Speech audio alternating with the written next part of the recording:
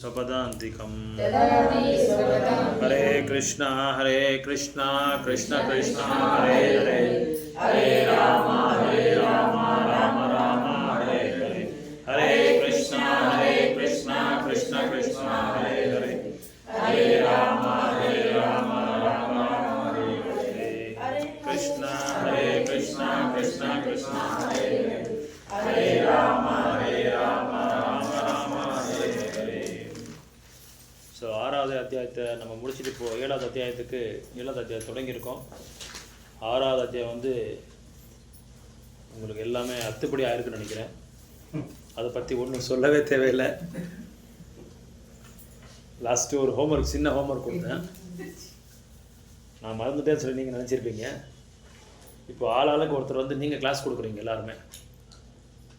2 நிமிஷம்தான். 6வது அத்தியாயத்தை பற்றி நீங்கள் என்ன புரிஞ்சுக்கிட்டீங்க?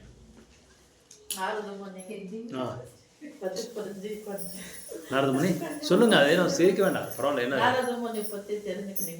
என்ன தெரிஞ்சுக்கிட்டீங்க? మీరు తెలుగులోనే చెప్పండి.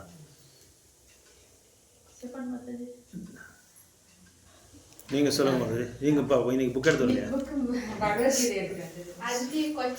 ಅದೇ ಸುಖ ಅಂತ ನಡೆಯುತ್ತದೆ. ಹಿಂಗೆ ಅಂದಿ ಅದು ಕರೆಕ್ಟ್ ಆದ್ರೆ ಅದು ಸುಖ ಅಲ್ಲ. ಲಾಸ್ಟ್ ಶ್ಲೋಕ ನಾರದ ಮುನಿಗಳು 3 ಲೋಕನು ಅವರು ಯಾವ ಇದು ಇಲ್ಲದೆ ಸಂಕೀರ್ತನೆ ಹಾಕೊಂಡು ಸುತ್ತಬಹುದು ಭಗವಂತನ ಇದರಲ್ಲಿ. ಅವ್ರಿಗೆ ಒಂದು ವರ. Very good, right. அந்த ಅಂದಿ ಬಗ್ಗೆ ಯಾಕೆ ಹೇಳಿದ್ದಾರೆ ಅದರಲ್ಲಿ?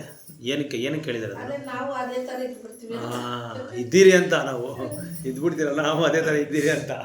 ಅಂದಿ ಥರನೇ ನಾವು ಇಲ್ಲಿ ಏನು ಮಾಡ್ತಾ ಇದ್ದೀರಿ, ಈ ಭೌತಿಕ ಪ್ರಪಂಚ ಬಂದು ಇದು கொச்ச ಇರೋ ಜಾಗ, ಇದು அழுக்கிருக்கிற இடம். இந்த பௌத்திக உலகம் அழுக்கிலேயே நம்ம இருந்துக்கிட்டு என்ன நினச்சிட்டு இருக்கோம்? ஆனந்தமாக சந்தோஷமாக இருக்குன்னு சொல்லி நினச்சிட்டு இருக்கோம். ரொம்ப ஆனந்தமாக இருக்குன்னு சொல்லி நினச்சிட்டு இருக்கோம். அதை பற்றி தான் நாரதர் சொல்கிறார் ವ್ಯಾಸದೇವರಿಗೆ. இது தூய்மையான பக்தர்கள் இருக்கிற இடம் கிடையாது. இது ಅಲ್ಲಿದೆ ನಮ್ಮ ಮನೆ, ಎಲ್ಲೇ வைகுண்டದಲ್ಲಿದೆ. ஸோ வைகுண்டத்துக்கு நம்ம போக வேண்டிய ஒரு ரிக்யர்மெண்ட்ஸ் என்னென்ன வேணுமோ அதெல்லாமே நம்ம இங்கே தயாரி ஆகணும் அப்படின்னு சொல்லி சொல்கிறாங்க. ವ್ಯಾಸದೇವರು பாருங்கள், ಸೆಲೆಕ್ಟ್ பண்ணிக்கிறாங்க. இந்த இதில் என்ன ಸೆಲೆಕ್ಟ್ ಮಾಡ್ರಿ? ನೀವು ಏನೇ ಹೇಳ್ತೀರಾ? 6வது ಅಧ್ಯಾಯದ ಬಗ್ಗೆ ಏನೋ ಹೇಳ್ತೀರಾ? ಈಗ ಇನ್ನೊಂದು, ಅಂಗಡಿನಲ್ಲಿ ಏನೋ ಇದ್ರೆ ಗಿರಾಕಿ ಬರ್ತಾ ಇದ್ರೆ, ಕಸ್ಟಮರ್ ಬಂದು ನೀವು ಸ್ವಲ್ಪ ಇದನ್ನ ಮೇಲೆ ಟಚ್ ಮಾಡ್ತಾ ಇರಿ. ಅಲ್ಲಿ ಟೈಮ್ ಸಿಗುತ್ತೆ. ರೆಗ್ಯುಲರಾಗಿ ಎಲ್ಲ ಕಸ್ಟಮರ್ಸ್ ಬರೋಲ್ಲ ಅಲ್ವಾ? ಒಬ್ಬರಿಂದ ಒಬ್ಬರು ಬರ್ತಾ ಸ್ವಲ್ಪ ಟೈಮ್ ಇರುತ್ತೆ. ಅವಾಗೆಲ್ಲ ಸ್ವಲ್ಪ ರಿಹರ್ಸಲ್ ಮಾಡ್ಬೋದು ನೀವು. ಮತ್ತು ನಾವು ಜ್ಞಾಪಕ ಮಾಡ್ಕೊಳ್ಳೋದು, ಭಾಗವತ ಬುಕ್ ಅಲ್ಲಿ ಎತ್ಕೊಂಡೋಗ್ಬೇಕು. ಭಾಗವತನ ಎತ್ಕೊಂಡ್ಬರ್ಬೇಕು, ಅಲ್ಲಿ ಇಡಬಾರ್ದು. ಆ ಥರ ಜಪ ಮಾಡೋದಕ್ಕಿಂತ ಅಲ್ಲಿ ಜಪ ಮಾಡೋದು ಮನೆಯಲ್ಲಿ ಮಾಡಿ, ಮ್ಯಾಕ್ಸಿಮಮ್ ಮನೆಯಲ್ಲಿ ಮಾಡಿ. ಆಗದೇ ಇದ್ರೆ ಅಂಗಡಿನಲ್ಲಿ ಮಾಡಿ.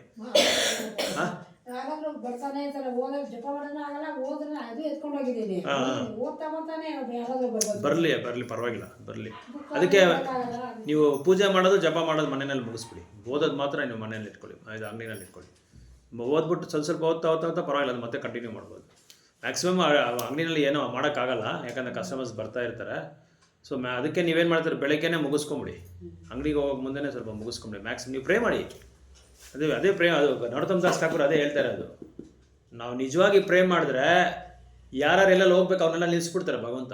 ಇದು ನಾನು எக்ஸ்பீரியன்ஸ் பண்ணிದ್ದೀನಿ. நம்ம உண்மையாக பகவானுக்கு சேவை செய்யணும், தொண்டு செய்யணும், கிருஷ்ணவர் நம்ம தீவிரமாக நம்ம கடைப்பிடிக்கணும்னா என்னென்ன தடைகள் இருக்கோ எல்லாமே நிறுத்துறாரு பகவான். நான் நிறைய எக்ஸ்பீரியன்ஸ் பண்ணியிருக்கேன். அது எதை வேணாலும் தடுத்துடுறாங்க. நாளைக்கு கிருஷ்ண பலராம் டெம்பிள் ஓப்பன் டெக்னிகோட்டாவில் நிறைய தடைகள் எங்களுக்கு. நாங்கள் ஒரு 25 பேர், எங்கள் மாதாஜிக்கெல்லாம் தெரியும், பிரபுக்கெல்லாம் தெரியும். ஒரு 100 பேர் டீம் நாங்கள் வச்சுருக்கோம். 100 பேர் டீம் எல்லாமே ரெடியாக இருக்கிறோம்.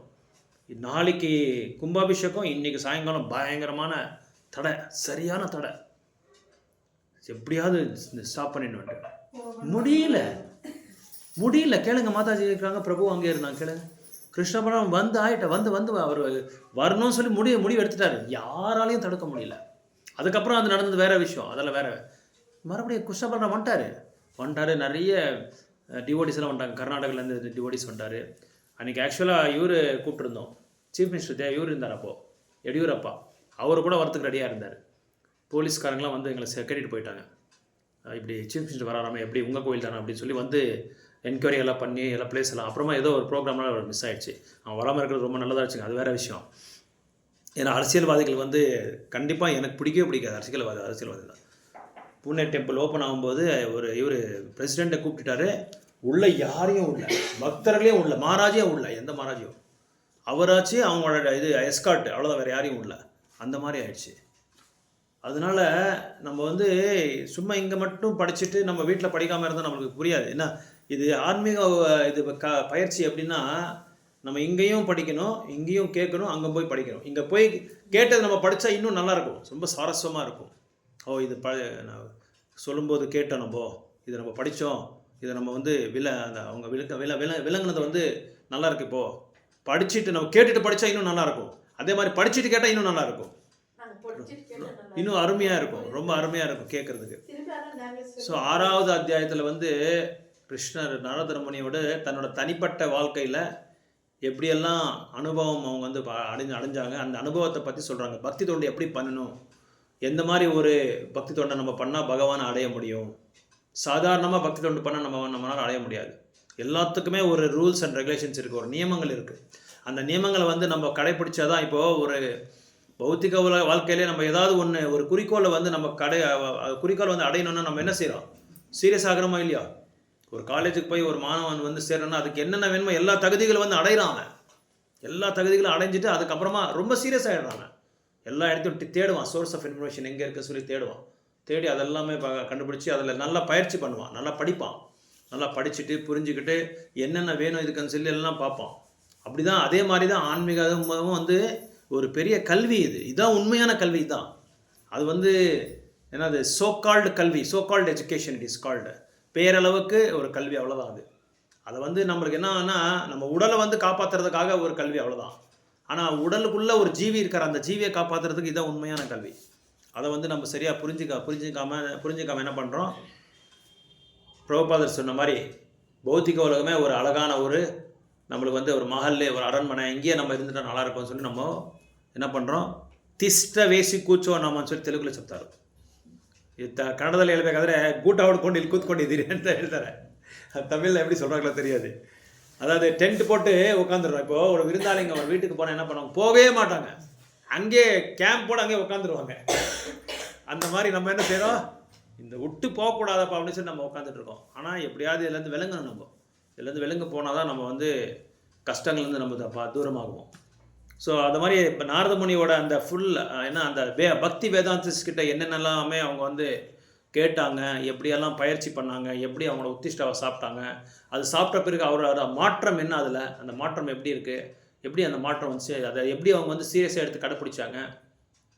தன்னோட அம்மா வந்து இறந்தது கூட அவர் கேர் பண்ணாமல் நேராக வந்து பகவானை நோக்கி போயிட்டாங்க. இதெல்லாமே நம்ம பார்த்தோம். அதுக்கப்புறம் முதல் தடவை அவருக்கு தரிசனம் கொடுக்குறாரு பகவான். 2வது தடவை தரிசனம் வந்து கொடுக்கல. என்ன பண்ணுவார், வாணி மூலமாக தரிசனம் கொடுக்குறாரு. அதாவது வாச்சா, தன்னோட வார்த்தைகள் மூலமாக பகவான் தரிசனம் கொடுத்தாரு. ஏன்னா நாரத முனிக்கு வந்து ஒரு மாதிரி இதாகிடும். என்னன்னா அவர் அப்செட் ஆகிடுவார். அவர் ஐயோ பகவான் தரிசனம் கிடைக்கல ஒரு அப்செட் ஆகிடுவார். இப்போ திருப்பதிக்கு போயிட்டு நம்ம தரிசனம் இல்லாமல் வாபஸ் வந்தால், நிறைய பேர் மோதி வரும்போது தான் ரிட்டர்ன் பண்ணிட்டாங்க. உங்களுக்கு தெரியுமா தெரியாதோ, மோதி அன்றைக்கி அங்கே திருப்பதிக்கு போகும்போது நிறைய பேர் ரிட்டர்ன் பண்ணிட்டாங்க, தரிசனமே கிடைக்கல. அந்த மாதிரி பகவானோட தரிசனம் கிடைக்கலன்னா நாரத முனிக்கு அவரால் தாங்க முடியல. அதனால் அவரை வந்து மறுபடியும் அவரை வந்து நல்லா பக்தி தொண்டில் கடைப்பிடிக்கிறதுக்கு, தொடர்ந்து கடைப்பிடிக்கிறது என்ன பண்ணார், பகவான் வந்து வாணி மூலமாக அவருக்கு வந்து தரிசனம் கொடுத்தாரு. அவருக்கு வார்த்தைனால சொன்னார்.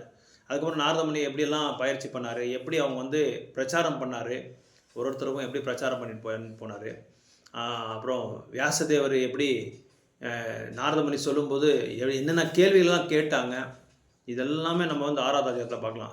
அதாவது தன்னோட பர்சனல் லைஃப்பை வந்து எப்படியெல்லாம் வந்து அவர் வந்து பக்தி தொண்டை வந்து மையமாக வச்சு, கிருஷ்ணரை மையமாக வச்சு, அப்புறம் வீணை எப்படி கொடுத்தாரு, அந்த வீணையில் சரிகமா 15 அதெல்லாம் நம்ம பார்த்தோம் இல்லையா. அந்த ஆன்மீகமான இதெல்லாம் எப்படி வந்து அவர் வைப்ரேட் பண்ணிவிட்டு தம்புரை எடுத்துகிட்டு ப்ளே பண்ணி எல்லாருக்கும் பிரச்சாரம் பண்ணிகிட்டே வந்தாங்க. எல்லா இடத்துலையும் எல்லா உலகத்தில் எந்த திசைக்காவது அவர் போகலாம், அவருக்கு எந்த விதமான தடையே இல்லை.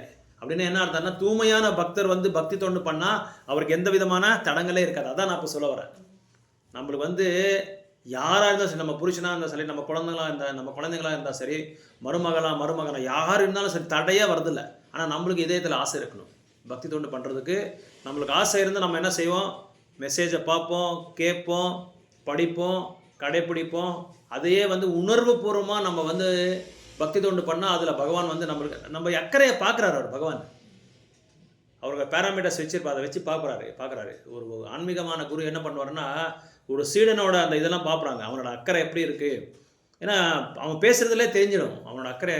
ஆனால் நீங்களாம் இருக்கிறது உண்மையாக சொல்லிட்டுருங்க, பரவாயில்ல. ஆனால் நம்ம பிரார்த்தனை தான் ரொம்ப இம்பார்ட்டண்ட்டு.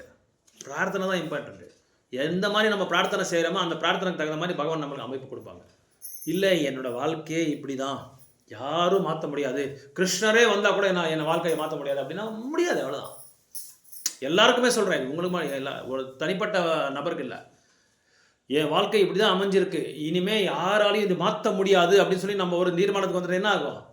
மாற்ற முடியாது. ஏன்னா நீங்கள் அந்த தீர்மானத்துக்கு வந்துட்டீங்க, அந்த முடிவு எடுத்துட்டீங்க நீங்கள், அவ்வளோதான்.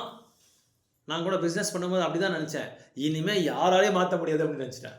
உண்மையாக மாற்ற முடியாது, இப்படி தான் இருக்கும் என்னோடய வாழ்க்கை அப்படின்னு நினச்சிட்டேன். அதுக்கப்புறம் கொஞ்சம் பக்தரோட அசோசியேஷன் சாங்கித்யம் எடுத்து கொஞ்சம் படித்து அவங்ககிட்ட கேட்டுக்கிட்டு பேச அவங்கள அப்புறம் படிக்க அப்புறம் பிரச்சாரம் பண்ண அந்த பிரச்சாரத்தில் இருக்கிற அந்த ஈடுபாடுனால நிறைய பயங்கரமான ஒரு துறவி வாழ்க்கை நம்ம பார்க்கலாம். அதாவது யாரையும் விட தேவையில்லை. அதான் இங்கே சொல்கிறாரு, ஒரு குரோஸ்தர், வியாசதேவர் வந்து குரோஸ்தர்ன்னு சொல்லிட்டு அவரை வந்து நம்மளை கேர்லெஸ்ஸாக பார்க்க முடியாது. ஒரு குரோஸ்த ஆசிரமம் கூட, ஒரு பிரம்மச்சாரி ஆசிரமம் கூட, ஒரு வானப்பிரஸ்த ஆசிரமம், சன்னியாசி ஆசிரமம் எல்லாமே சமானமாக நம்ம வந்து கிருஷ்ண பக்தி செய்யலாம். என்ன நினச்சிருக்காங்க, நம்ம என்ன நினச்சிருக்கோன்னா, குரோஸ்தருக்கு பயங்கரமான சிரமம் இருக்கும்பா, ரொம்ப கஷ்டம் இருக்கும், வேறு யாருக்குமே கஷ்டம் இருக்கிறதில்ல, நம்ம இது பண்ணுறதே பெரிய விஷயம், நம்ம வந்து மேசிவ், நம்ம பெருசாக நம்ம செஞ்சுட்ருக்கோம், நம்ம கோயிலுக்கு போகிறது, சேவை செய்கிறது, படிக்கிறது, அப்புறம் பக்தி தொண்டு பண்ணுறது, இதெல்லாம் நம்மள மாதிரி நம்ம குரோஸ்தர் மாதிரி எந்த குரோஸ்தரும் பண்ண முடியாதுன்னு சொல்லி நினச்சிட்ருக்கோம். ஆனால் இதோட 1000 மடங்கு நல்லா செஞ்சுட்ருக்காங்க குரோஸ்தர்ஸ். நான் நிறைய குரோஸ்தரை பார்த்துருக்கேன், இதோட 1000 மடங்கு நல்லா பண்ணிகிட்ருக்காங்க. பிரம்மச்சாரிஸோட சொல்ல போனால் இன்னும் நல்லா பண்ணுறாங்க. பிரம்மச்சாரிஸுக்கு ஈஸி பண்ணுறது ஒரு விதத்தில் பார்த்தா, ஒரு கோணத்தில். ஆனால் குரோஸ்தருக்கு வந்து ரொம்ப கஷ்டமான ஒரு பெரிய பயிற்சி. ஏன்னா அங்கே பேலன்ஸ் பண்ணும், ஃபேமிலியும் பேலன்ஸ் பண்ணும், பகவானை பற்றி பக்தி தொண்டும் நம்ம பண்ணும். இப்படி நம்ம பண்ணிட்டா நம்மளை மாதிரி ஒரு தூய்மையான பக்தர் யாருமே இருக்க மாட்டாங்க. அதான் இங்கே சொல்கிறாரு, நீங்கள் குரோஸ்தரான்னு சொல்லி கேர்லெஸ் பண்ணிக்காதீங்க, அதை வந்து புறக்கணிச்சிடாதீங்க, யார் வேணாலும் பக்தி தொண்டு செய்யலாம். உண்மையாக குரோஸ்தர் வந்து நல்லா பண்ணலாம் ஆக்சுவலாக. ஏன்னா குரோஸ்தர் பண்ணுற கிருஷ்ண பக்தியை வந்து பிரம்மச்சாரி வந்து ஈஸியாக பண்ணிடலாம், குரோஸ்தரால் பண்ண முடியாது. ஆனால் அது பண்ணி காமிச்சா அவன் மாதிரி பக்தர் அவனுக்கு சமானம் யாரும் இல்லை. அந்த ஒரு வாய்ப்பு நம்மளுக்கு கொடுத்துருக்காரு பகவான் நமக்கு. அதை வந்து நம்ம வந்து பயன்படுத்தணும், சரியாக பயன்படுத்தணும். ஸோ இந்த இது படிக்கிறதுக்கு முன்னாடி, இந்த 7வது ஸ்லோகம் படிக்கிறதுக்கு 7வது அத்தியாயம் படிக்கிறதுக்கு முன்னாடி நம்ம வந்து அஸ்வத்தாமரை பற்றி எனக்கு கொஞ்சம் புரிஞ்சுக்கிறோம். அஸ்வத்தாமர் யார், அவரோட இதயம் எப்பேற்பட்ட ஒரு தன்மை கொண்டது, அதெல்லாமே நம்ம புரிஞ்சுக்கணும். அஸ்வத்தாமர் யார் அப்படின்னா துரோணரோட பையன், துரோணியன் கூட அவர் பேர் இன்னொரு பேர் துரோணியன் சொல்லி. அஸ்வத்தாமர் வந்து பெரிய ஒரு குருநாதரோட பையன்.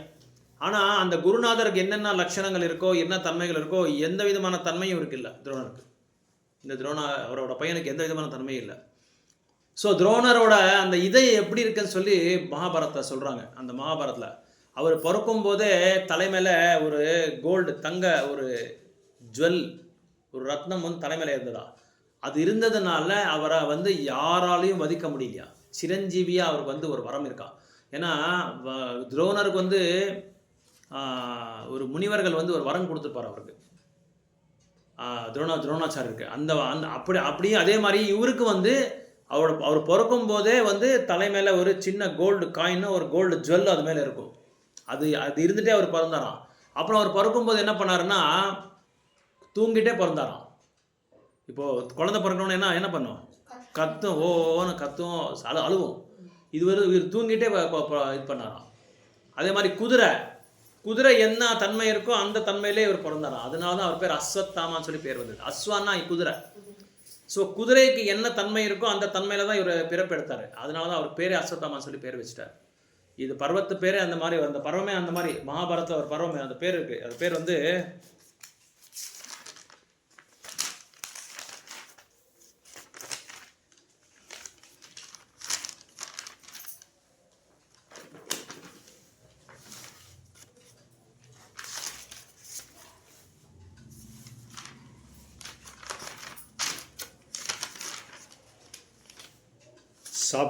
சாப்தாகிக பர்வா அப்படின்னு சொல்லி பேர் அதுக்கு.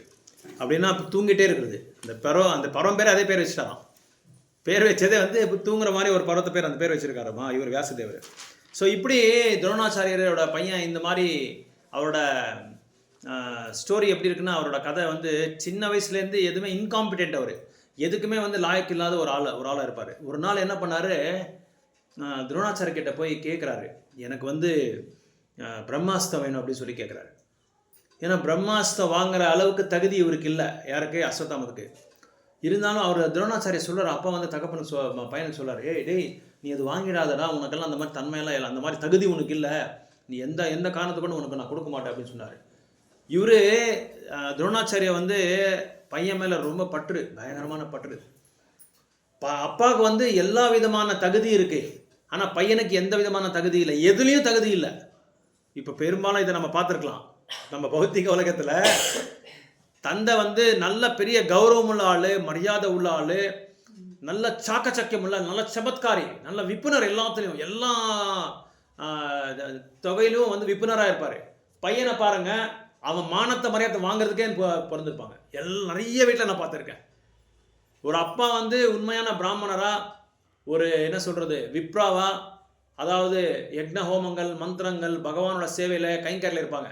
ஆனால் பையன் பார்த்தா இதுக்கு சம்பந்தமே இல்லாத பிறந்திருப்பான். அப்படி தான் இவர் அஸ்வத்தாமர் அதே மாதிரி தான். அப்பா வந்து பெரிய கௌரவம், இது குரு வம்சத்திலே ரொம்ப பெரிய கௌரவமான உள்ள ஆள். ஆனால் பையன் பார்த்தா யாராவது அவரை வந்து துரத்துட்டு ஏதாவது போருக்கு வந்தால் அவன் போய் என்ன பண்ணுவான்னா, துரோணாச்சாரிய பின்னாடி போய் நின்றுவான். அஸ்வத்தாமன் வந்து துரோணாச்சாரிய பின்னாடி போய் நின்றுவான். என்னால் முடியாது. ஆனால் இவரை யாரும் வதம் பண்ண முடியாது. இருந்தாலும் இவனுக்கு பயம், எப்பொழுதுமே பயம் இவருக்கு அஸ்வத்தாமனுக்கு. அந்த பயத்தினால போய் பின்னாடி நின்றுடுறது. ஆனால் இவன் பண்ணுற வேலையெல்லாம் வந்து எதுவுமே வந்து உதவாது, யாருக்குமே உதவாது. கடைசியில் என்ன ஆச்சுன்னா, இது குருக்ஷேத்திரத்தில் எல்லாருமே வதமாயிட்டாரு. 3 பேர் தான் left overs, what you say for left overs. 3 பேர் தான் உயிரோட இருந்தாங்க. அவங்கள வந்து கிருத்தவர்மா, அப்புறம் வந்து கிருபாச்சாரியா, அஸ்வத்தாமா, இந்த 3 பேர் தான் இருந்தது. இந்த 3 பேரில் துரோணாச்சாரியை வந்து உயிர் போகிற டைம், அந்த டைமில் கூப்பிட்டு சொல்கிறான், பாண்டவர்களோட கேம்புக்கு போய், அவங்களோட கேம்புக்கு என்ன சொல்கிறீங்க அது, கூடாரம், அந்த கூடாரத்துக்கு போய் எல்லாரையும் வதம் பண்ணிட்டு போய் அவங்க தூங்கிட்டு இருக்கும்போது அப்படின்னு சொல்லி அனுப்புறாரு துரியோதனா. இவர் அஸ்வத்தாமா சொல்கிறாரு, அஸ்வத்தாமாவுக்கு வந்து குரு யார் தெரியுமா, துரியோதனர். ஆனால் துரியோதனை சொன்னது எதுவுமே அவர் கேட்கல, என்ன சொன்னாலும் அவர் கேட்கல. அவர் என்ன சொல்கிறாரோ அது ஆப்போசிட் தான் பண்ணிட்டு வராரு, எப்போ பார்த்தோம் அப்படிதான். ஆமாம், துரோணாச்சாரியர் சொன்னதும் அவர் கேட்கல. அது இங்கே எதுக்காக இந்த பாயிண்ட் அப்படி சொல்கிறான்னா, நம்மளோட ஆன்மீக குரு சொல்கிறது எதுவுமே நம்ம கேட்குறது இல்லை, எதுவுமே நம்ம கேட்குறது இல்லை. ஏதோ 16 ரவுண்டு சேன் பண்ணுறோம், ஏகாதசி விரதம் ஃபாலோ பண்ணுறோம், சத் சங்கத்தில் இருக்கிறோம், அது பெரிய ஒரு நம்மளுக்கு வரப்பிரசாதம். எல்லாம் கேட்குறீங்களா, அவர் சொன்னது எல்லாமே கேட்குறீங்களா? எங்கே கேட்கலையே, இல்லையே. நம்ம செயலே தெரியுமே, நம்ம செயலே தெரியுமே. எல்லாமே கேட்குறீங்களா? இல்லை. எல்லாமே நீங்கள் மட்டும் இல்லை, யாருமே அவ்வளோதான், எல்லாருமே அப்படி தான் இருக்கும். எல்லாரும் உங்களை மட்டும் நான் சொல்ல, அதில் ஃபஸ்ட்டு நான் தான் சொன்னதே நான் கேட்குறதில்ல. குருநாதர் சொன்னி எத்தனோ வருஷம் ஆயிடுச்சு, பிரச்சாரம் பண்ணுன்ட்டு பண்ண முடியல நம்மளால். இப்போ தான் சீரியஸாக எடுத்திருக்கோம். அதனால் இங்கே அஸ்வத்தாமரை வச்சு என்ன சொல்கிறாருன்னா ஆச்சாரியாஸு, யார் ஒருத்தர் வந்து குருநாதர் சொன்னது அவரோட கட்டளைகள் வந்து யார் கடைப்பிடிக்காமல் இருக்காங்களோ அவங்கள மாதிரி துரதிருஷ்டவசாத்து யாருமே அப்படி இல்லைன்னு சொல்கிறாங்க. குருநாதர் சொன்ன, அதாவது ஆன்மீகமான குரு சொன்ன அந்த நியமங்களை வந்து, அந்த பக்தி சேவை வந்து யார் கடைப்பிடிக்காமல் இருப்பாங்களோ அவங்கள மாதிரி அன்ஃபார்ச்சுனேட், அவங்கள மாதிரி துரதிருஷ்டவசாத் யாருமே இல்லை அப்படின்னு சொல்கிறாங்க. எல்லா ஆச்சாரியரும் இந்த மாதிரி சொல்கிறாங்க. அதனால் ஆன்மீகமான குருவை வந்து குருவோட கட்டளைகளை வந்து நம்ம கடைப்பிடிக்காமல் இருந்தால் நம்ம கண்டிப்பாக பௌத்திக உலகத்தில் கூட நம்ம வந்து வாழ முடியாது, பௌத்திக உலகத்தில் கூட வாழ முடியாது. அதனால் எல்லாத்துக்குமே ஒரு செட் ஆஃப் ரூல்ஸ் இருக்குது. அந்த செட் ஆஃப் ரூல்ஸை இவர் ஃபாலோ பண்ணுறதே இல்லை. யார்? அஸ்வத்தாமா. இங்கே எதுக்காக அஸ்வத்தாமோட கேரக்டரை பற்றி நான் சொல்லிட்டு இருக்கிறேன், நம்மளுக்கு வந்து நம்மளை வந்து கம்பேர் பண்ணி பார்த்துக்கணும். நம்ம அஸ்வத்தாமா வந்து நம்ம அவ்வளோ பேசுகிறோம், நம்மளோட நம்மளோட நிலை எப்படி இருக்குது? இன்னும் மோசமாக இருக்குது, ரொம்ப ரொம்ப மோசமாக இருக்குது. அதனால் ஒரு நாளும் வந்து நம்ம வந்து சீரியஸ் ஆகணுன்றது எச்சரிக்கை கொடுத்துட்ருக்காங்க. பாகவத்தை வந்து நம்மளுக்கு எச்சரிக்கை கொடுக்குறாங்க, நீங்கள் சீரியஸ் ஆகணும் பக்தி தொண்டில். இப்படியே இருந்தால் என்ன ஆகும், அடுத்த வாழ்க்கை ரெடியாக இருக்கும், நம்மளுக்கு அடுத்த ட்ரெஸ் போட்டுக்கிறது ரெடியாக இருக்கும். இந்த ட்ரெஸ் போயிடுச்சு அவ்வளோதான், வாசாம்சி ஜீனானி எத்தா விஹாயா, இந்த துண்டு தூர போட்டு என்ன பண்ணுவோம், இன்னொரு ரெடியாக இருக்கும் வார்ட்ரோப்ல எடுத்து டக்குன்னு போட்டிக்குவோம். அப்படின்னு என்ன அர்த்தம், இன்னொரு உடலுக்கு போயிடுவோம், அவ்வளோதான். இன்னொரு உடலுக்கு போய் அக்செப்ட் பண்ணிக்குவோம். அதுக்கப்புறம் எல்லாருக்கிட்ட துப்பு வாங்கி, எல்லாருக்கிட்ட அடி வாங்கி, எல்லா இது சமுதாயத்தில் ஒரு கெட்ட பேர் வாங்கி, வீட்டில் எல்லாரையும் வளர்த்து ஆளாக்கி, அவங்கக்கிட்டையும் கெட்ட பேர் வாங்கி, அவங்களையும் துரத்தி விடுவாங்க. நம்ம அதில் வீட்டில் வைக்கிறதில்ல அவங்க. அந்த மாதிரி நிலைமைக்கு வந்துட்டு இருக்கு இப்போ. அந்த மாதிரி மோசமான நிலைமை இப்போ.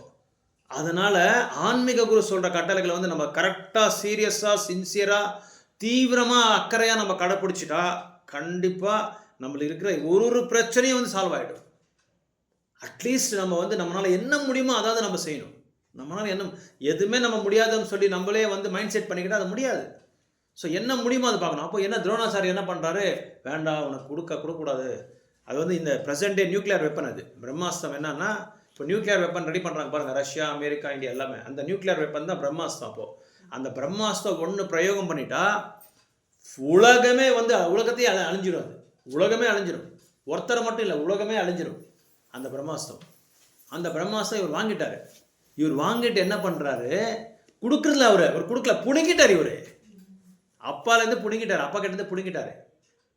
நம்ம கூட தீட்சை வாங்குகிறோம், அந்த தீட்சாக்கு தகுந்த மாதிரி நம்ம சரியாக கடைப்பிடிக்கலன்னா ரொம்ப கஷ்டமாயிடும். அப்படின்னு சொல்லி தீட்சை வாங்காமல் இருந்தால் இன்னும் பல கஷ்டங்கள், ஒன்றுக்கு மேலே ஒன்று கஷ்டங்கள் வந்துடும். ஏன்னா தீட்சை வாங்கிட்ட நம்ம என்ன ஆகிறோம், சீரியஸ் ஆகிடுறோம். இது வந்து உண்மையான ஒரு என்ன பர்சனல் எக்ஸ்பீரியன்ஸ். எனக்கு தீட்சை வாங்குறதுக்கு முன்னாடி பயங்கரமான சோம்பேறித்தனமாக இருந்தேன். தீட்சை வாங்கின பிறகு பயம் வந்துடுச்சு. நம்ம குருக்கிட்ட நம்ம வந்து தீட்சை வாங்கியிருக்கோம், சரியாக நம்ம கடைப்பிடிக்கணும், இல்லைனா குருவுக்கு ஏதாவது ஆகிடும், நம்ம பண்ணுறது பெரிய தப்பாயிடுச்சு, பெரிய தவறான ஒரு வழியில் நம்ம போயிடுவோம். அதனால் இன்னும் சீரியஸ் ஆகும். அது உண்மை. அது மாதாஜி இங்கே வேணாம் கேளுங்க, இங்கே இருக்கான், அவரும் தீட்சை வாங்குற கேளுங்க. யாரோ ஒருத்தர் தீட்சை வாங்குறாங்களோ அவங்க கண்டிப்பாக சீரியஸ் ஆகிடுவாங்க. ஏன் சொல்லுங்கள் பார்க்கலாம், அந்த எம்பவர்மெண்ட் வந்துடும் நம்மளுக்கு. குரு நம்மக்கிட்ட அந்த கருணை, குருவோட கருணை நம்மளுக்கு பாஸ் ஆகிட்டே இருக்கும். எலக்ட்ரிக் வயரில் எப்படி பவர் சப்ளை ஆகிட்டே இருக்கும், அந்த மாதிரி சப்ளை ஆகிட்டே இருக்கும், பாஸ் ஆகிட்டே இருக்கும். உண்மையாக நம்ம சீரியஸ் ஆகிடும். 99% யாருமே வந்து வீச்சு விடுறதில்ல தீட்சை வாங்கின பிறகு. ஒரு 10% அவங்களா வந்து இது பண்ணுறதே தவிர, அவங்க குரு சத்சங்கத்தில் இல்லாமல் இருந்தால் வீச்சு விழுந்துருவாங்க. சத்சங்கத்தில் இல்லாமல், சேவையே பண்ணாமல், சாண்டிங்கே பண்ணாமல், விரதத்தை ஃபாலோ பண்ணாமல், படிக்காமல், சத்சங்கத்தில் இல்லாமல் இருந்தால் கண்டிப்பாக போயிடும், அவங்க வீச்சு விழுந்துடும். இவங்களாம் பாருங்கள், நிறைய கஷ்டப்பட்டுருக்காங்க. சத்சங்கமே இல்லாமல் மாதாஜி அடிக்கடி சொல்லுவாங்க, அழுதுட்டு இருக்காங்க. இவங்களாம் நளினி மாதவி இவங்களாம் அழுதுருக்காங்க. எனக்கு அடிக்கடி கார்த்திக் பிரபு சொல்லுவாங்க, எனக்கு சத்சங்கம் இல்லாமல் அழுந்திருக்காங்க, யாருமே இல்லையான்னு சொல்லி. அதெல்லாம் ப்ரேயரு. அந்த ப்ரேயரை பார்த்து பகவான் வந்து அதை அரேஞ்ச் பண்ணுவார். அதனால் இவர் போய் கேட்குறாரு, இவர் பிடிக்கிறாரு அவர்கிட்டயே. He has snatched brahmastram from his father. இவர் சொன்னால் கேட்கல இவர். அப்புறம் என்ன பண்ணார், நேராக கிருஷ்ணர்கிட்ட போகிறாரு. நான் எதுக்காக இதெல்லாம் சொல்கிறேன்னா, அஸ்வத்தாமாவோட இதயத்தில் இருக்கிற எண்ணங்கள் எப்படி இருக்குன்றது உங்களுக்கு சொல்லிட்டு இருக்கேன். அந்த எண்ணங்களை வச்சு, அந்த எண்ணங்களை மையமாக வச்சு நம்ம என்ன செய்யணும், அதை நம்ம மையமாக வச்சுக்கூடாது. அதை எப்படி நம்ம வந்து நம்மளோட வாழ்க்கையில் நம்ம எப்படி நடந்துக்கணுன்றது வந்து இங்கே காட்டு சொல்கிறாங்க. இது எடுத்துக்காட்டாக சொல்கிறாரு ஆச்சாரியாஸ். கிருஷ்ணர்கிட்ட போய் அவர்கிட்ட சுதர்சன சக்கரை கேட்குறாரு. யார்கிட்ட? கிருஷ்ணர்கிட்ட சுதர்சன சக்கரை கொடுங்க அப்படின்னு சொல்கிறாரு. எதுக்குன்னு சொல்லு கேட்டால், உங்களை வந்து வதம் பண்ணுறதுக்குன்றாரு. கிருஷ்ணர்கிட்டயே போய் சொல்கிறார். அவர்கிட்டே சுதர்சன சக்கரை வாங்கிட்டு உங்களை வதம் பண்ணுறதுக்காக சுதர்சன சக்கரை வேணுன்றாங்க. நீங்கள் சுதர்சன சக்கரை கொடுங்க, நான் பிரம்மாஸ்திரம் கொடுக்குறேன் அப்படின்னு சொல்கிறாரு அஸ்வத்தாமா. எப்படி இருக்கு பாருங்கள். ஸோ இந்த மாதிரியெல்லாம் அவரோட எண்ணங்கள் அப்படி இருக்கும். அஸ்வத்தாமோட எண்ணங்கள் அப்படி இருந்தது. அதாவது எதுக்காக இது சொல்கிறேன்னா, லேக் லிஸ்ட் அப்படின்னு சொல்கிறாங்க இங்கிலீஷில். அதாவது நம்மக்கிட்ட இல்லாத பொருளை பற்றி நம்ம என்ன சொல்கிறோம், ஏங்குவோம். அட என் பையன் ஐஐடியில் படிக்கலையே, என் பையன் அமெரிக்காவுக்கு போகலையே, என் பொண்ணு அமெரிக்காவுக்கு போகலையே, நல்ல ஒரு வசதியான குடும்பத்தில் நான் கொடுக்கல அப்படின்னு சொல்லி இல்லாததுக்கு நம்ம ஏங்குவோம். எனக்கு இன்னும் பெரிய பங்களா இருந்தால் நல்லா இருந்திருக்கும், 4 கார் இருந்தால் நல்லாயிருக்கும், சேவைகள் இருந்தால் நல்லா இருந்திருக்கும், நிறைய ஃபெசிலிட்டிஸ் இருந்தால், வசதிகள் இன்னும் நல்லா இருந்தால் நல்லா இருந்திருக்கும். இல்லாததை பற்றி நம்ம ஏங்குவோம். இருக்கிறத வந்து நம்ம பயன்படுத்திக்கல, என்ன இருக்குது அதை வந்து பயன்படுத்திக்கல. இல்லாத பற்றி நம்ம ஏங்குவோம். எல்லாருமே அப்படிதான் பௌத்திக உலகத்தில். எது இல்லையோ அதை பற்றி ஏங்குவோம். மற்றவங்கள பார்த்து பாடுறாங்க, வெள்ளை ஷர்ட்டு போட்டு நல்லா ஷூட்டு பூட்டெல்லாம் போட்டு கண்ணாடியெல்லாம் போட்டு ஹீரோ மாதிரி போகிறான்டா டெய்லி. நம்மளுக்கு அந்த இது இல்லையே, நம்மளுக்கு அந்த வசதி இல்லையே, நம்மளுக்கு அந்த பாக்கியம் கொடுக்கலையா பகவானே அப்படின்னு சொல்லி நம்ம ஏங்குவோம். ஆனால் இப்போ நல்லா பகவான் கொடுத்துருக்காரு. 3 வேளை சாப்பாடு, நல்ல ஆரோக்கியம், சாந்தி. அவனை எத்தனை பேர் துப்புறாங்களோ யாருக்கு தெரியும். உள்ள எத்தனை பேர்கிட்ட துப்பு வாங்கினோம் வெளியே, யாருக்கு நம்ம கண்டமா? நம்ம எதுவுமே கண்ணல. நம்ம வீட்டுக்கு முன்னாடி போகிறோம் அவ்வளோதான், போகிறோம் வரோம் அவ்வளோதான். அது தான் தெரியும். உள்ளே எவ்வளோ இருக்குது. உள்ளே போனால் குருக்ஷேத்திரமே நடந்துட்டு இருக்கோம். புருஷனுக்கும் மனைவிக்கும் குழந்தைங்களுக்கு. இல்லை புருஷன் மனைவி நல்லா இருந்தால் குழந்தைங்களே வந்து இப்போ நான் சொன்னேனே அஸ்வத்தாமா மாதிரி, அப்பா நல்லா இருந்தால் பையன் பண்ணாமல் கன்றாவே இல்லை, எல்லாம் கன்றாவே பண்ணிடுறாங்க பசங்க. பசங்க மட்டும் போதும் நம்ம இதை எடுத்து ரோட்டில் வைக்கிறதுக்கு. வேறு யாருமே வேண்டாம் நம்மளுக்கு, நம்ம குழந்தைங்களே போதும். நம்ம எவ்வளோ கௌரவமாக நடந்துக்கிறோமோ அந்த கௌரவத்தை கொண்டு போய் நீட்டாக நடுத்தரில் வச்சிடுவாங்க. நம்ம தலையை குனிஞ்சி நடக்கவே முடியாது. அந்த மாதிரி தான் இது அஸ்வத்தாமது கதை அப்படி தான் இருக்குது. ஆனால் ஏன்னா குருநாதர் ஏதாவது சொன்னால் அது வந்து நம்ம புரிஞ்சிக்கிற அளவுக்கு நம்மளுக்கு நாலேஜ் கூட வேணும். ஏன் இது சொல்கிறேன்னா, கௌரகிஷோர் பாபாஜி மகாராஜ் உங்களுக்கு எல்லாருக்கும் தெரியுமா? கௌரகிஷோர் பாபாஜி மகாராஜ் பிரபுபாதரோட ஆன்மீக குரு யாரு? சித்தார்த்த சரஜி கோசாமி. பக்தி சித்தாந்த சுவாமி கோசாமியோட ஆன்மீக குரு கௌரகிஷோர் பாபாஜி மகாராஜ். அந்த கௌரகிஷோர் பாபாஜி மகாராஜ் வந்து அவங்களுக்குன்றது சீடர்கள் யாருமே கிடையாது. அவங்களுக்கு ஒரே சீடர் தான் பக்தி சித்தாந்த மகாராஜ் தான். அதுவும் கட்டாயமாக அவர் வாங்கினது பக்தி சித்தாந்த மகாராஜ். அவர்கிட்ட அப்பா அவங்க அப்பா சொன்னாங்க சொல்லி. இந்த கௌரகிஷோர் பாபாஜி மகாராஜ் வந்து தூய்மையான பக்தர். வேதங்கள் கீதங்கள் எதுவுமே அவங்களுக்கு தெரியாது. தூய்மையான பக்தி தொண்டு மட்டும் தெரியும் அவருக்கு. நல்ல ஒரு பெரிய இவரும் கோபியரோட அம்சம் தான், வடிவம் தான். இவர் என்ன பண்ணார், அவங்களுக்குன்னு சொல்லி சில ஃபாலோவர்ஸ் இருப்பாங்கல்ல, அதாவது அவங்களோட சங்கிகள் அவங்கள கூப்பிட்டு சொன்னாங்க, நான் ஏதாவது உடலை விட்டுட்டா என்னை கட்டி போட்டு கயிறில் தரன்னு இழுத்துட்டு போகணும். எங்கே? நவதீப்போட பூமியில் என்னை இழுத்துட்டு போகணும் அப்படின்னு சொல்கிறாங்க. இப்படி தான் நீங்கள் பண்ணணும் அப்படின்னு சொல்லி எல்லாருக்குமே சீடர்கள் எல்லாம் சொன்னாங்க, அவங்களோட அட்மைரஸ், அவங்களோட சங்கிகளுக்கு. சரி, ஒரு உடலை விட்டார், பகவானோட ராஜ்யத்துக்கு போகணும். அப்போ அவர் என்ன சொல்லியிருக்காங்க, கட்டி போட்டு என்ன பண்ணணும், இழுத்துட்டு போகணும். எங்கே?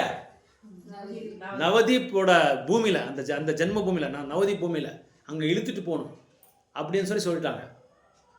அப்போ எல்லாம் கட்டிட்டு அவர் இழுத்துட்டு போயிட்டு இருக்கும்போது உடனே ஓடி இவர் பக்தி சித்தாந்த மகாராஜ் வந்தார். என்னப்பா பண்ணுறீங்க நீங்களாம் அப்படின்னு சொல்லி கேட்குறாங்க. நீங்களாம் பைத்தியத்தை தான் பிடிச்சிருச்சு அவங்களுக்கு அப்படின்னு சொல்லி கேட்குறாரு. இல்லை பிரபு, இவர் மகாராஜ் அப்படி தான் சொல்லியிருக்காரு, கட்டி போட்டு என்ன மாதிரி இருக்கு. அட பாவிங்களா, அதோட உள்நோக்கம் தெரியுமா உங்களுக்குன்னு சொல்லி கேட்டாங்க. உள்நோக்கம் என்னன்னு தெரியுமா? அப்படின்னு என்னன்னா, அவரை வந்து உட்கார வச்சு பெரிய மகாராஜ் மாதிரி பெரியாள் உட்கார வச்சு, இப்போ இவர் பார்க்குறாரு, அழகாக பார்க்குறாரு பாருங்க, பெருமாள் ரங்கநாத அலங்கார அந்த மாதிரி அவரை ஒரு பெரிய ரதத்தில் உட்கார வச்சு கீர்த்தன் பண்ணி நவதீப்போட அந்த பகுதியில் எல்லாமே ப்ரொசஷன் போகணும், ஊர்வலம் போகணும். அதுதான் அதோட உள்நோக்கம். அப்படிதான். ஏன்னா சில குருநாதர்கள்லாம் சொல்கிறது வந்து அப்படியே பண்ண முடியாது. நம்ம அதில் உள்நோக்கம் வேற இருக்கும், அந்த லாஜிக் பின்னாடி வேற இருக்கும். அதனால் நம்ம குருநாதர் வந்து மேலாப்புற வந்து சொல்லிட்டே வருவாங்க, பரப்பா இப்படி தான் நீங்கள் நைவேத்தியம் பண்ணோம், இந்த மாதிரி தான் இருக்கணும், டிடி வர்ஷிப்னா இந்த மாதிரி இருக்கும், பகவான் கிட்ட போகும்போது நம்ம வந்து ரொம்ப சுத்தமாக இருக்கணும். அதெல்லாம் இதெல்லாம் எக்ஸாம்பிள் சொல்கிறேன், உதாரணம் சொல்கிறேன். இப்படி தான் இருக்கணும். ஸோ டெம்பிளுக்கு வரும்போது இந்த மாதிரி திலக் வச்சுக்கணும், இந்த மாதிரி ட்ரெஸ் கோட் இப்படி இருக்கணும். இது எல்லாமே இதெல்லாம் நியமங்கள்லாம் இருக்குது. நீங்கள் பாருங்கள், மற்ற ட்ரெஸ் போடும்போது அப்புறம் கோயிலுக்கு போய் நம்ம திலக்கு வச்சு நல்லா சேலையை கட்டிக்கிட்டு குர்த்தா போட்டு தோதி போட்டு அதை போட்டு பாருங்கள், உங்களுக்கு என்ன இப்படி இருக்கும். உண்மையாக அந்த இது டிஃப்ரென்ஸ் தெரியும் நம்மளுக்கு. நார்மலாக நம்ம வேறு இடத்துக்கு போகும்போது அப்புறம் கோயிலுக்கு பக்தர் கூட சேரும்போதோட அந்த என்ன சொல்கிறது, அந்த உணர்வு வந்து வேறையாக இருக்கும், உடனே சேஞ்ச் ஆகும் பாருங்கள். அதுக்கு கண்டிப்பாக அது வந்து நம்ம ஆழமாக வந்து அதை வந்து இது பண்ணி பார்த்தா, எக்ஸ்பீரியன்ஸ் பண்ணி பார்த்தா அந்த சேஞ்சஸ் இருக்கும். ஏன்னா குணம் வந்து சேஞ்ச் ஆகும் உடனே. அதனால தான் ஒயிட் கலர் எதுக்கு போடுறாங்க அப்படின்னா, நிறைய பக்தர்கள் வந்து அதில் சாந்திக்கு சிக்கனமாக அது. அதனால தான் அதை வெள்ளை கலர் ஒயிட் கலர் போடுறாங்க எல்லாருமே. உங்களுக்கு இல்லை, பிரபுஜி சொல்கிறேன். ஸோ இவர் அப்படி சொன்னார், பக்தி சித்தாந்த மகாராஜ் உடனே வந்து சொன்னாரா. அதனால் மகாராஜா வந்து மேலே உட்கார வச்சு நவதீப் மண்டலம் எல்லாமே அவரை வந்து கீர்த்தனை பண்ணி க்ளோரிஃபை பண்ணி அவனை வந்து அவங்கள வந்து கொண்டு போகணும் அப்படின்னு சொல்லி சொன்னாங்க. அந்த மாதிரி உள்நோக்கம் வேறையாக இருக்கும்.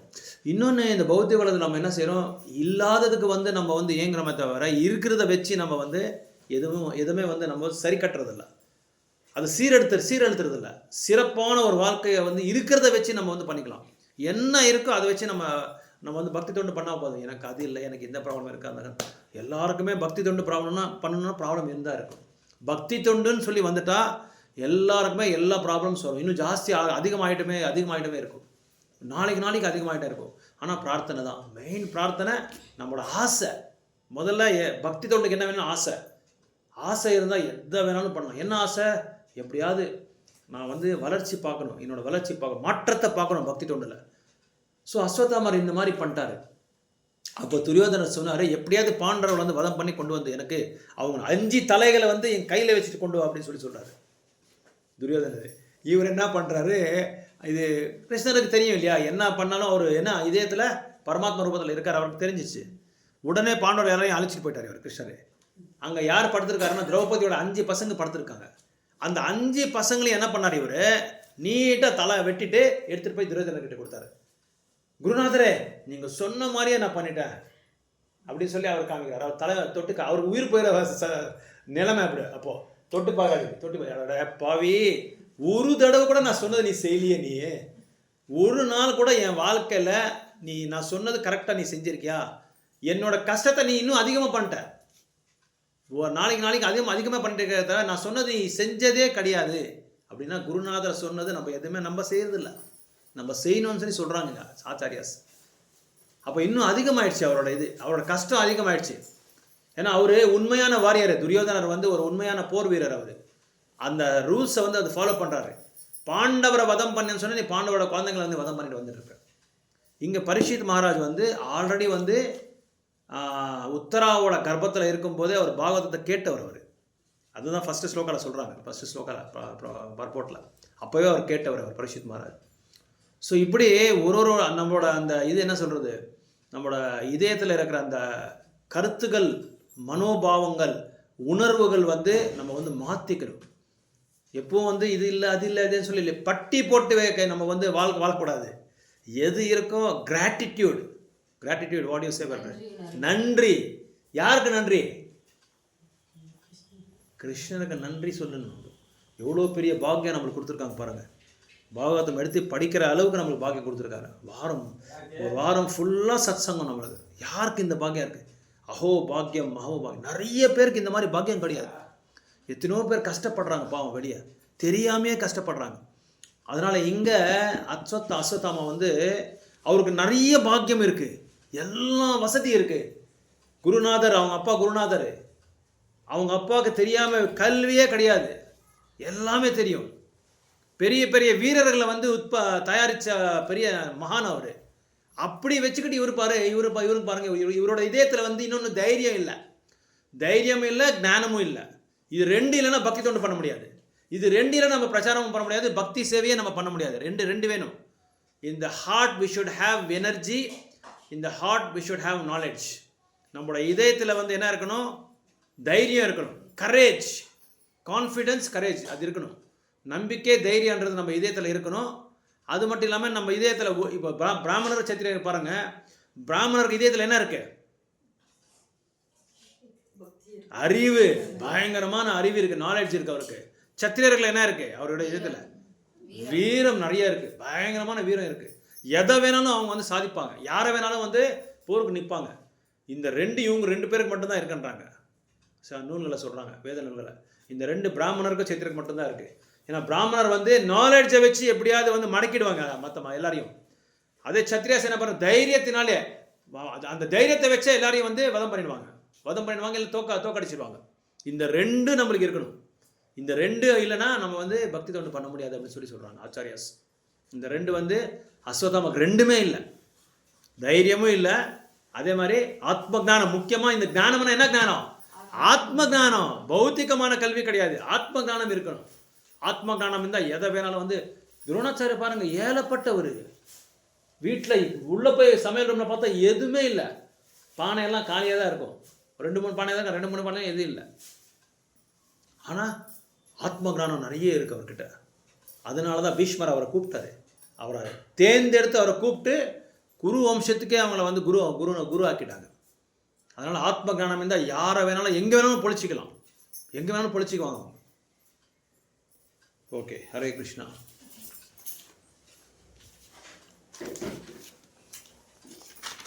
இதில் டவுட்ஸ் எதாவது இருக்குங்களா? டவுட்ஸு, கருத்துக்கள் உங்களுக்கு எதாவது இருக்கா? ஏகாதசி 13ஆம் தேதி, வெள்ளிக்கிழமை.